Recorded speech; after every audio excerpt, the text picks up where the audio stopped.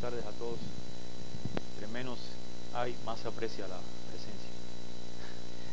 Bueno, cuando propuse este título para la plática, después de proponerlo, me di cuenta de algo singular. Tiene como un carácter dual, igual que la luz. El hombre no es capaz de hacer mediciones in situ de la heliosfera. Solo ha enviado naves espaciales a una ínfima parte de la heliosfera. Entonces, los rayos cósmicos son realmente los que exploran la heliosfera. Cuando un rayo cósmico se registra en una nave espacial o en un detector, donde quiera que esté, nos está dando información de un volumen mucho mayor, ¿no?, que fuera en línea recta hasta el lugar donde está el detector. Por tanto, ellos sí exploran la heliosfera, y el carácter dual está en que nosotros podemos explorar la heliosfera aprendiendo los rayos cósmicos. Podemos saber de lugares de la heliosfera que posiblemente nunca vayamos, si sabemos cómo se propagan y cómo es su trayectoria en la heliosfera. Bueno, primeramente voy a dar muy breve algunas características muy generales del Sol. Después voy a hablar de qué cosa es la heliosfera, para después centrarme en los efectos del Sol sobre los rayos cósmicos. Sería la parte más importante. El interior del Sol sabemos que está formado por tres capas, por tres regiones. El Sol tiene un radio de unos 700.000 kilómetros. La parte central, el núcleo, que abarca un cuarto aproximadamente, el radio del núcleo es un cuarto del radio del Sol. Ahí se crea el 99% de la energía por fusión de protones en núcleos de helio. Esta energía, enorme cantidad de energía que se genera en el Sol, en el núcleo, después va a salir, pero se encuentra con una gran dificultad. Esta zona radiativa, que es la mitad en radio aproximadamente, es una zona muy opaca y hace que la energía que se libera en el núcleo tarde alrededor de 10 millones de años en salir, en promedio. Aquí la difusión, el transporte de energía es por radiación, como su nombre lo indica, es decir, se absorbe en cuantos y se liberan fotones y se liberan de átomos a átomos.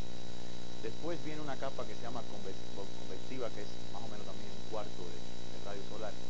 Aquí ya el gradiente de temperatura es tan grande que no es posible transportar la energía por radiación, y lo que ocurre son movimientos muy grandes de masa, de material caliente en esta parte de la interfase hacia la zona más hacia la capa exterior o la superficie del Sol, que hay lugares donde están las masas más frías. Entonces ahí se crean unas celdas convectivas en la zona de convección. La energía se transporta por convección. Tubo de material caliente, se enfría, baja, y así que está frío, baja, se calienta y sube. Bueno, ¿qué es lo que nosotros vemos del Sol? Normalmente no tenemos idea de cuán grande es el Sol por ver si lo miramos nada más. El Sol tiene tres capas exteriores. La capa más interna es realmente lo que nosotros vemos del Sol, se llama fotosfera. Lo que sucede es que esta capa emite en las longitudes de onda del visible, y eso es lo que nosotros vemos a simple vista. Esta es una imagen con un filtro de luz blanca, es decir, simplemente con una simple vista puede ponerse tomar un vidrio y mirar hacia el Sol y va a ver esto, ¿no? Y se van a ver, bueno, algunas zonas oscuras que llamaron mucho la atención desde hace muchos siglos, que se llaman las manchas solares, que aparecen siempre por pares. Son zonas más oscuras del Sol, son más oscuras porque son más frías, mientras que las más claras, pues las partes claras son más calientes. Esto es una capa que mide alrededor de 500 kilómetros de altura sobre la superficie, y es la capa que nosotros vemos. Si subimos un poco más en altura, vamos a ver, no vamos a ver, pero la cromósfera es la siguiente capa, que es alrededor de 2.500 kilómetros de altura. Se me olvidó decir, en la fotosfera la temperatura es alrededor del orden de los miles de grados, 4.000, 5.000, 6.000, 7.000 grados. Aquí, esta es una capa donde hay un fuerte gradiente, empieza a subir el gradiente de temperatura, se invierte y empieza a subir, es más caliente. Esto es una imagen vista con un filtro que deja pasar, un filtro en la línea que deja solo pasar las líneas del calcio en azul, se ve es un sistema de mucha granulación, ¿no?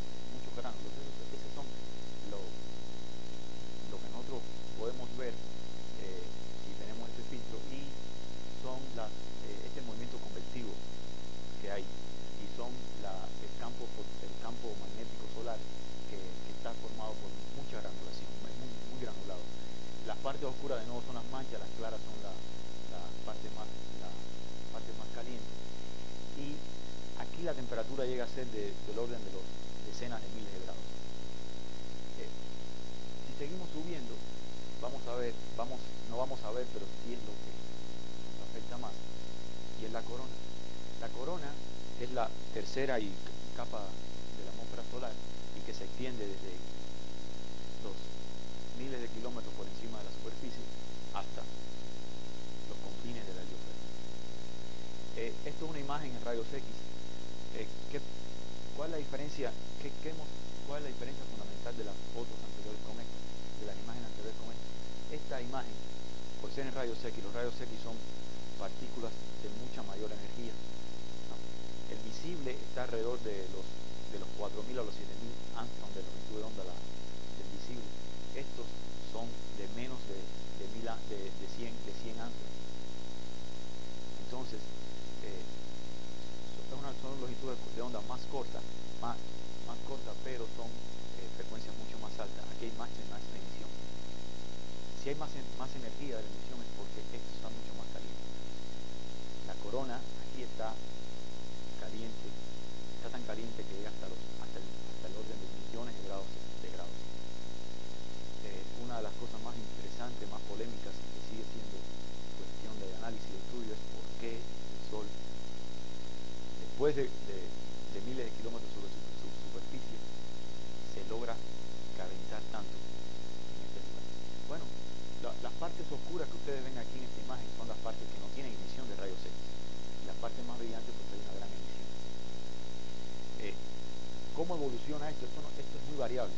Entonces, nosotros lo que tenemos es, si miramos un ciclo solar y vemos en 5 o 6 años aproximadamente, vamos a pasar de una parte, de un estado donde el Sol está muy quieto, y se llama mínimo solar. El último mínimo solar fue en el año 96, y ahorita estamos casi llegando a él, el siguiente, cada 11 años más o menos. Entonces, durante el mínimo, el Sol está muy oscuro en el sentido que tiene en el sentido que tiene poca emisión de rayos X, está poco activo. En el máximo hay una fuerte emisión de rayos X, casi todo el Sol está cubierto por emisión de rayos X. Si se fijan, la emisión de mínimo a máximo empieza a dar desde las zonas más ecuatoriales hacia los polos. Cada vez el hoyo negro se va cerrando más hacia los polos, ¿no? Entonces, bueno, esto es un material sumamente caliente, millones de grados, que no puede ser contenido por fuerza gravitacional del Sol. Entonces, lo que sucede aquí es que este material de plasma se tiene que ir hacia el espacio. Y es como si del Sol saliera mucho plasma que está tratando de empujar a su entorno. Cada segundo el Sol lanza alrededor de 1 millón de toneladas de plasma al espacio. Y esto es lo que se conoce como viento solar. Este viento solar tiene una gran velocidad, pero como es un plasma muy conductor, el viento solar se lleva consigo el campo magnético que estaba en el lugar de donde salió ese plasma, el Sol. Y el Sol está rotando, ¿no? Entonces, si nos imaginamos como si fuera una regadera que está tirando y soltando agua, y nos fijamos y nos podemos fijar en todas las gotas del agua a través de una trayectoria, vamos a ver como si fueran unas espirales, ¿no?, que se van enroscando. Eso es lo mismo que pasa con las líneas del campo magnético.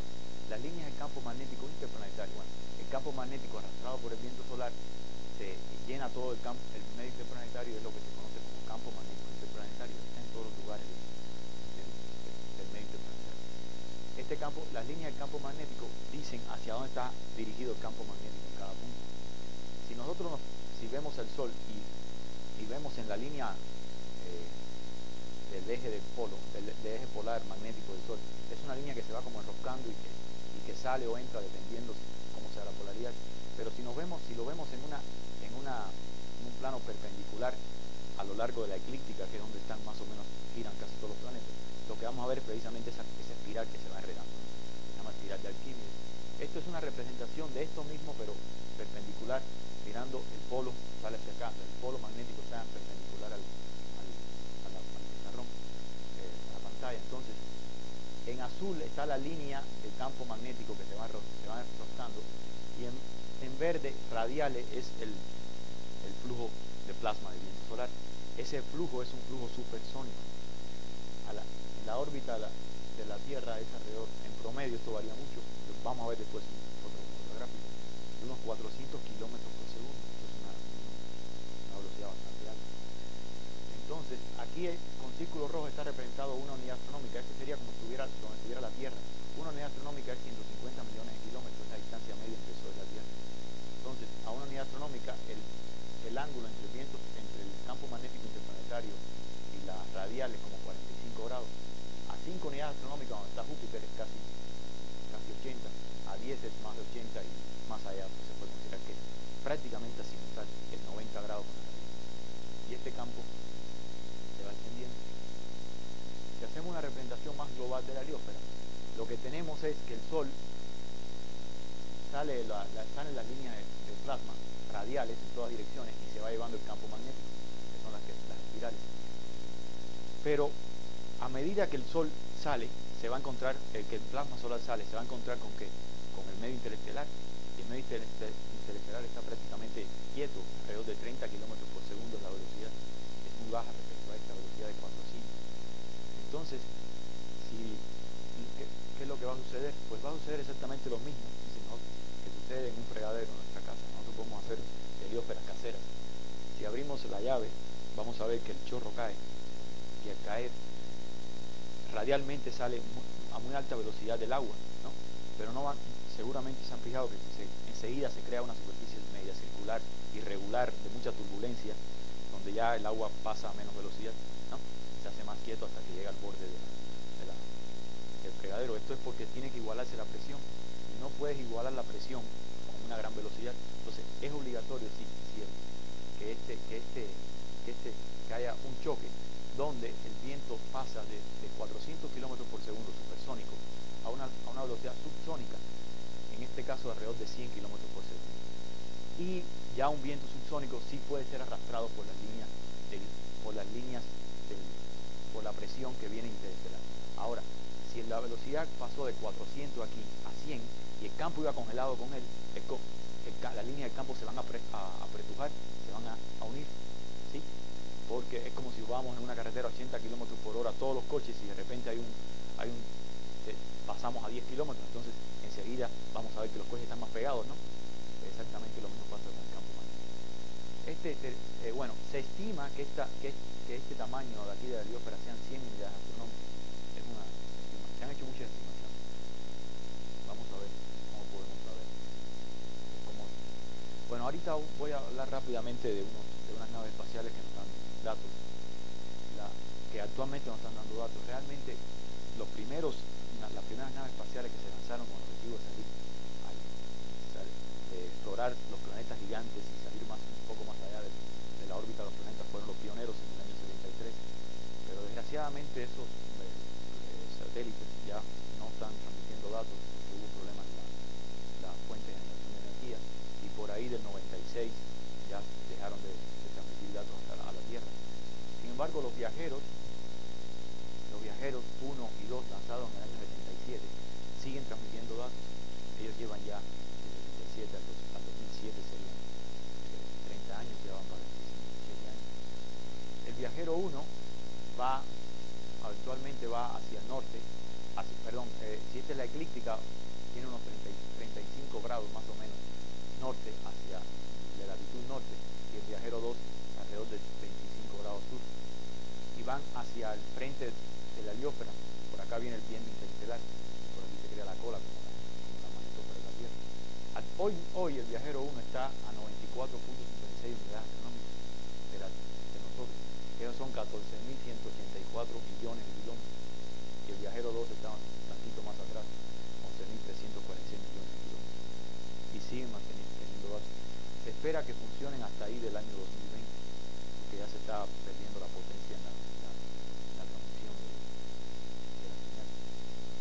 van a más o menos a 3.2 unidades astronómicas por año, que son como 16 kilómetros por segundo. Ya tengo una idea. Bueno, un vistazo más o menos a lo que pensamos del entorno.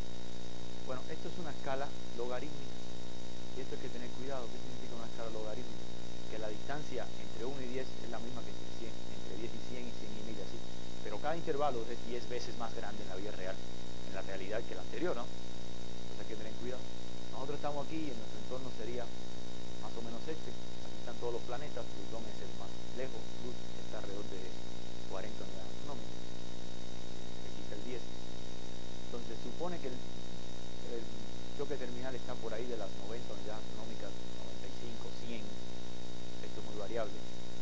La heliopausa esté un poco más allá, cerca de las 150, 160. Y después, dependiendo cómo sean las condiciones del medio interestelar, se va a crear esta onda de choque de frente. Es similar a cuando uno viaja en el mar, va en el mar y un barco va muy rápido, se crea adelante una onda de proa. Exactamente pudiera formarse eso, pero no sabemos. Entonces, los viajeros están más o menos por aquí. ¿Cómo se sabe que hay esta distancia? Bueno, una de las cosas una de las estimaciones más recientes es que, por ejemplo, cuando el Sol expulsa material que forma un choque aquí en el medio interplanetario, este choque viaja y cuando llega acá al final de la heliopausa, por las densidades que hay, se crean unas ondas de radio, que son de longitud de onda de 1 kilómetro a 100 kilómetros, son unas cosas muy grandes. Entonces esas ondas se rebotan. Sabiendo cómo fue la velocidad de propagación de ese choque, porque lo vimos en la Tierra, lo vimos en el viajero lo vimos en la Tierra y lo vimos en el viajero por acá. Entonces podemos estimar, y sabiendo el tiempo que tardó en regresar, si la escuchamos aquí, podemos estimar la distancia. En el año 2002, el viajero 1, estando acá más o menos, escuchó esa onda. Fue la segunda vez que lo ha escuchado, la primera vez fue en el 91.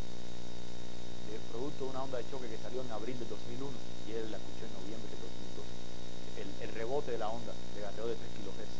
Entonces por ahí se pudo estimar, bueno, hay una estimación como de 180, 170 unidades astronómicas de borde. Pero esto, por ejemplo, el Sol, como vamos a ver, no siempre expulsa viento solar a la misma velocidad.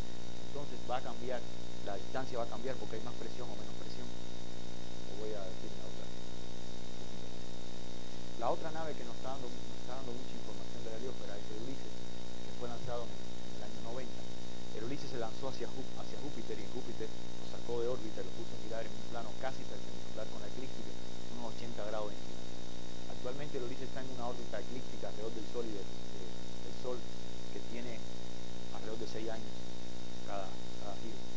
Y actualmente está un poquito más abajo de la eclíptica, como 5 o 6 grados por debajo, y casi 5 unidades astronómicas. Pero el Ulises solo da información de la heliosfera a 5 unidades astronómicas. Y si tenemos 100 unidades astronómicas, si es una burbuja de 100 unidades astronómicas, pues tenemos muy poca información. Bueno, no sabemos cómo son los procesos de la heliosfera. ¿Qué ha medido el Ulises? En el panel de la izquierda está lo que ha medido el Ulises durante el mínimo solar, en aquel sol bastante quieto. Y en el panel de la derecha está lo que ha visto el Ulises durante el máximo solar, en aquel panel donde en aquella figura donde el sol estaba expulsando constantemente muchas perturbaciones y perturbando mucho el medio interplanetario. Si ustedes se fijan, que ya se les fue, esta es la eclíptica, aquí están todos los planetas prácticamente. Alrededor de 10 grados por encima de la eclíptica o por debajo, hacia los polos, el viento solar es muy rápido, esto es 500 y esto es 1000, es alrededor de 700 kilómetros por segundo. Pero cuando se llega a esta parte, esta región donde hay muchas zonas activas del Sol, irregulares en la forma en que expulsan los plasmas, la velocidad cae a como a 400 kilómetros por segundo y es muy irregular. Entonces aquí estamos durante el mínimo, este es el número de manchas, estamos en el mínimo solar. En el máximo, el Sol está tan activo en todas sus regiones que la velocidad es muy irregular y no tiene una dependencia latitudinal. Lo mismo podemos tener velocidades de 400 que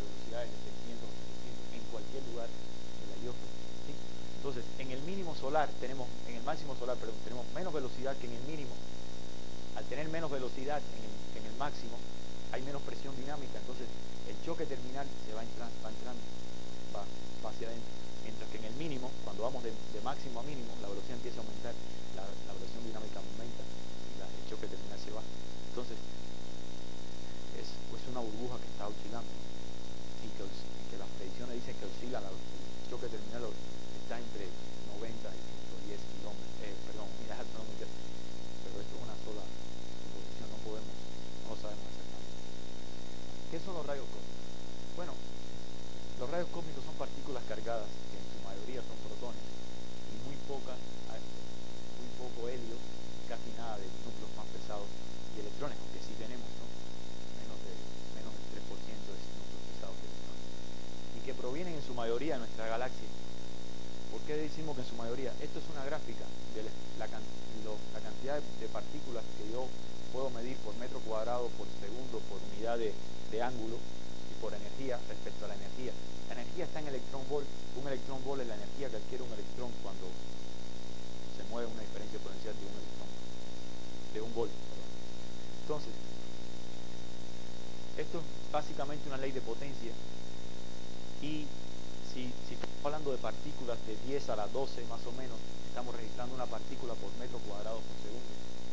Pero si nos vamos a 10 a la 19, es una partícula por kilómetro cuadrado por año. ¿Sí? Las aceleradores de partículas en tierra, solo los mayores, han llegado hasta alrededor de 10 a la 14, 10 a la 15. Entonces los rayos cósmicos permiten, si uno estudia los rayos cósmicos, permite estudiar la física de las ultra altas energías, que no lo podemos hacer con laboratorios en tierra.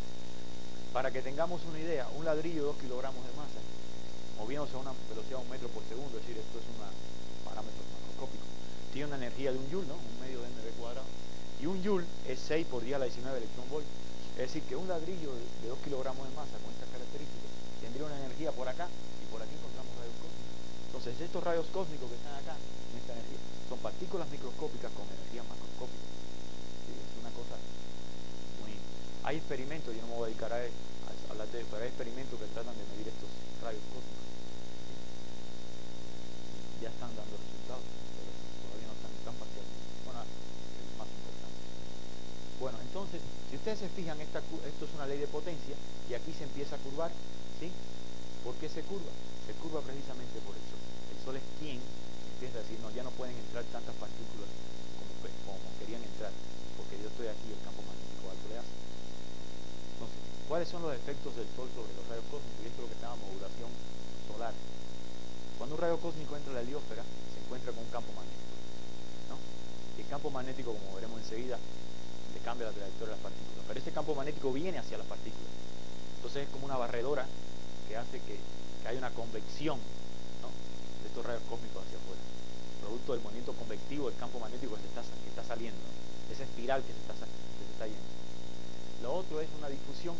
Los rayos cósmicos normalmente giran alrededor de las líneas del campo, pero si el campo magnético tiene irregularidades, se pueden dispersar. Es como si uno va por una carretera, hay un bache y lo toma y se sale, ¿no? Ya no sigue recto. Exactamente eso es la difusión. Las derivas es el movimiento de partículas debido a la configuración del campo magnético.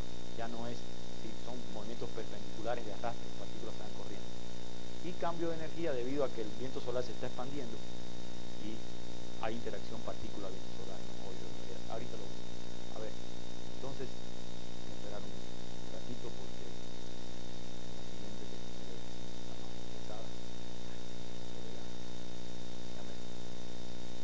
Entonces, ¿cuáles son los efectos? Bueno, la fuerza magnética sabemos que es sobre una partícula cargada de QV cruz B, velocidad, campo magnético. Es una fuerza perpendicular a la velocidad del campo magnético. La partícula es un campo magnético uniforme. Estos puntitos son las líneas del campo magnético que están saliendo, es la dirección del campo. El campo está saliendo de la pantalla, en este dibujo. Entonces, una partícula cargada va a girar en sentido horario. Una partícula cargada positiva, negativa, va a girar en sentido contrario. Y el radio de giro ρ es proporcional, esto es muy importante. El radio de giro ρ es proporcional a la velocidad, también a la energía, en cierto modo, e inversamente proporcional al campo. Entre más fuerte es el campo, la partícula va a girar menos. el radio de giro va a ser más pequeño. Entre más grande es más pequeño es el campo, la partícula va a girar mucho menos, el radio de giro es mucho mayor. Si la partícula tiene una velocidad paralela al campo, como en este caso, entonces además de girar, se va a mover paralela a él y va a recibir una hélice, un movimiento electroidal a lo largo de la línea del campo. Bueno, si ahora esa partícula se encuentra que la línea del campo en azul, acá, tiene un movimiento convectivo hacia la derecha, aquí, entonces esta partícula que está girando aquí alrededor de esa línea, pues también se va a ir con esa línea, ¿no? Se va a tratar de ir, si la línea la agarró, ¿sí? Entonces, ese es el movimiento, la convección de las partículas. Las irregularidades, bueno, es lo que le explicaba de un bache en la carretera, ¿no? Es esto acá, no sé si se ve también abajo, ¿se ve? Aquí abajo.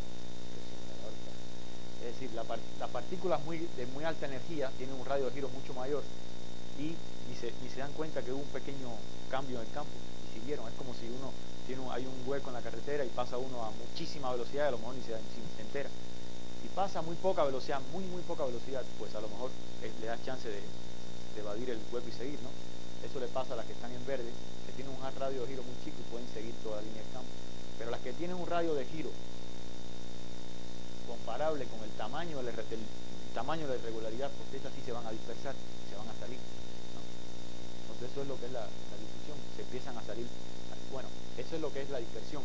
Para que haya un proceso difusivo necesito que haya muchas de estas irregularidades de manera aleatoria para que se empiecen a difundir según cómo sean las irregularidades. ¿Qué cosas son las derivas? Esto quizás es... Vamos a suponer que este es el Sol y este es el plano de la eclíptica, donde están los planetas, por algún lugar por acá estamos nosotros, ¿no? Muy cerquita del Sol. Y este es el polo magnético del Sol. Y supongamos que el campo magnético para este caso es hacia arriba, sale. Esto ocurre cada 11 años, se invierte, entonces cada 11 años el campo magnético está así y 11 años después la dirección hacia arriba, se invierte hacia abajo. Entonces, y se empieza a girar así, ¿no? Se empieza a enroscar. Entonces, en la parte superior estos puntos indican que el campo magnético está saliendo del pizarrón, ¿sí? Mientras que en la parte de abajo está entrando. Aquí se me olvidó decir que hay una hoja de corriente. Bueno, esto es una representación muy parcial. Una hoja de corriente que estoy suponiendo que sea plana ahorita y hace que cambie la polaridad del campo de positivo para afuera hacia adentro. Las cruces significan hacia adentro. Entonces una partícula que entra positiva, esto es para partículas positivas, que entra por allá, empieza a girar en ese sentido de este lado y en el otro sentido del lado izquierdo. Entonces lo que va a hacer es que se va a empezar a derivar, a arrastrar hacia acá. El campo magnético tiene un gradiente, a medida que me alejo del Sol está más pequeño y más pequeño. Por eso ustedes van a ver que la densidad de puntitos, la distancia entre los puntitos va aumentando a medida que me voy alejando, diciéndome que el campo magnético es más leve y más leve. Entonces, una partícula que está girando por aquí siente que el campo es muy chico, entonces tiene un gran radio de giro, pero cuando viene para acá ya el campo magnético es más fuerte, entonces tiene un radio de giro más pequeño. Al final lo que hace esta partícula aquí es caer del polo norte, hacia, no caer, sino derivar del polo hacia la eclíptica. Igual a esta deriva es en la eclíptica. La deriva de forma tal que se viene por el polo, hay un circuito que es más preferencial de polo hacia eclíptica durante épocas donde el polo norte solar es el polo norte magnético del Sol. Y en el choque, la partícula, ¿qué es lo que sucede? El campo magnético se incrementa mucho, como vimos en el dibujo, un dibujo anterior, se incrementa mucho aquí, entonces igual aquí tengo menos radio de giro, más radio de giro acá, y la partícula deriva hacia allá. Entonces es un circuito cerrado. Esto va a cambiar cuando para partículas negativas es completamente contrario, y cuando el Sol, en lugar de apuntar hacia afuera aquí, apunta hacia adentro, las flechas verdes se invierten, todo el sentido. Para que tengan una idea, esas inversiones ocurren durante el máximo. En el año 2000, 2001, cambió de polaridad positiva a polaridad negativa. Es decir, el Sol dejó de estar en esta configuración y pasó a la contraria. Entonces, cuando el campo magnético tenemos cruces aquí, las partículas preferentemente vienen así, la línea verde, la flecha verde es así, y suben de la eclíptica hacia los polos, se van por los polos, ¿sí? Los caminos son diferentes. Entonces nosotros, registrando rayos cósmicos, podemos, y sabiendo por dónde deben de venir, podemos conocer cosas de esos lugares. Y lo último, cambio de energía. Bueno, si yo tengo una partícula que se está expandiendo en un volumen fijo, en un volumen que no puede entrar nadie más en el medio interplanetario, los choques con las paredes de ese volumen le pueden hacer que la partícula haga trabajo sobre ese volumen o pierda, o el volumen haga trabajo sobre él.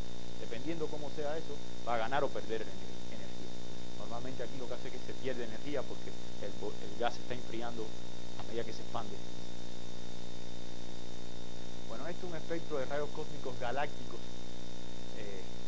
Galácticos porque vienen de fuera de la heliosfera. A una unidad astronómica en la órbita de la Tierra. Aquí tenemos la cantidad de partículas en el eje vertical por metro cuadrado, es una intensidad diferencial por metro cuadrado por segundo, por unidad de ángulo y por unidad de energía. Y aquí están las energías en mega electrón volt, es decir, millones de electrón volt. Estos son protones, aquí tenemos helio. Los rojos son las intensidades registradas a la altura de la órbita de la Tierra por dos tipos de mediciones. Los cuadraditos en rojo son lo que observó el satélite INT, que está afuera orbitando alrededor de la Tierra en el año 97, en el año de mínima actividad solar. Y los cuadraditos en negro son los del mismo satélite, pero durante el máximo. Entonces ustedes van a ver una reducción. Aquí más o menos se cae la intensidad a un 20% de lo que había en el mínimo, perdón. Y lo mismo para el helio.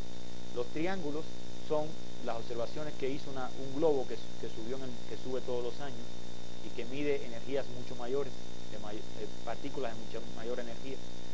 En el 97 y en el 2000, que se llama el BESS, que es un globo que sube al tope de la atmósfera y calcula las energías, la energía de las partículas allá arriba. En azul es lo que debería haber si no hubiese heliosfera, es lo que llega a la frontera de la heliosfera y hay una reducción. Y bueno, las líneas negras y rojas son simulaciones numéricas de ajuste de las curvas. Ahora, yo dije galácticos, que los rayos cósmicos de la gráfica anterior venían de afuera de la heliosfera. Hay algunos rayos cósmicos que se crean dentro de la heliosfera y se conocen como rayos cósmicos anómalos. Realmente le pusieron anómalos porque surgieron después, pero realmente son más comunes y frecuentes que los anteriores. Entonces, cuando viene un ion neutro, y en un ion neutro el gas neutro puede entrar sin ningún problema, no tiene carga, el campo magnético no le hace nada. Pero a medida que se interna en la heliosfera y está muy cerca del Sol, la radiación solar lo fotoioniza y lo convierte en iones de una sola carga. Al tener carga de baja energía, de una sola carga, ya empiezan a salen de la heliosfera por el campo magnético lo saca. Pero cuando llegan aquí al choque terminal, empiezan a girar de un lado del choque a un lado a otro, y ahí se van a acelerar. Yo no me voy a detener el proceso de aceleración, es un poco complicado, pero es como que dos raquetas que lo están de ping pong que está haciendo rebote, entonces se está aumentando la energía. Y cuando llegan a una energía ya más o menos grande, de algunos megaelectrón volt, ya pues sí pueden entrar en la heliosfera y se observan en muchos lugares de la heliosfera. Este es un espectro de helio observado durante el mínimo solar. De 100 megaelectrón volt hacia acá son partículas de mayor energía, son rayos cósmicos galácticos. De menos de 100 megaelectrón volt son rayos cósmicos anómalos. Y si se fijan, pues ellos normalmente tienen una intensidad mucho mayor que aquellos, ¿no? Son mucho más, el flujo es mucho mayor.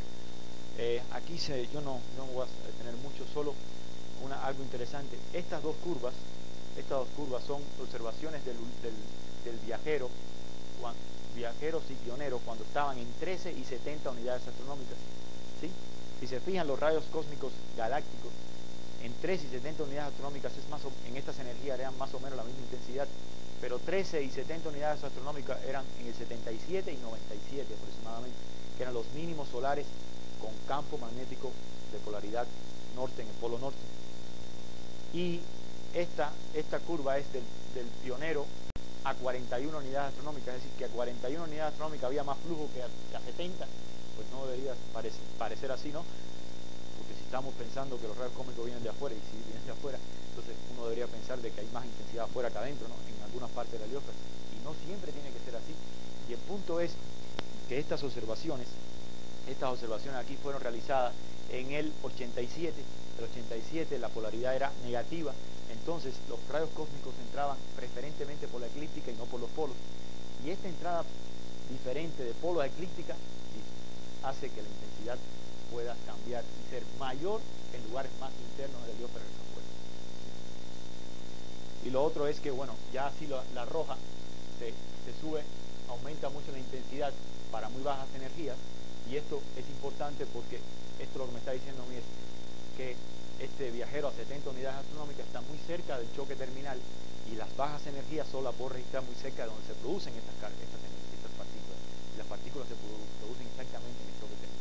Entonces es más fácil de que la intensidad es mucho más fácil para ella estar allá que internarse en la heliosfera, porque tiene muy poca energía. ¿Cómo ven la modulación los monitores de neutrones? Los monitores de neutrones son estaciones que están en la Tierra. Estas son de Climax, esto está en Colorado, en Estados Unidos, y miden partículas de mucho mayor energía. Partículas de algunos... Partículas, estos son 1000 MeV, es decir, 1 gigaelectrón volt.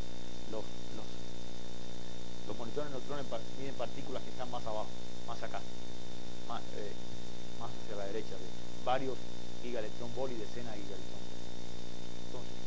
Entonces, en rojo es el ciclo de manchas solares. El rojo es el ciclo de manchas solares, que como sabemos tienen un mínimo de manchas solares, y por eso se llama mínima actividad solar, y un máximo, y el mínimo se va a repetir más o menos cada 11 años. Igual pasa con los máximos, que se repite más o menos cada 11 años. Esto es del 60 al 2003, creo.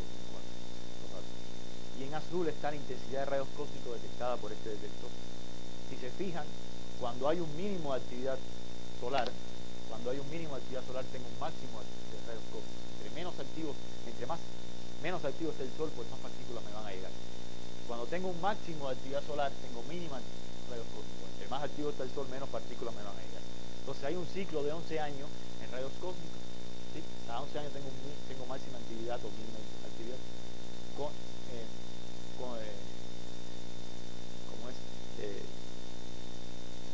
No está fue la palabra.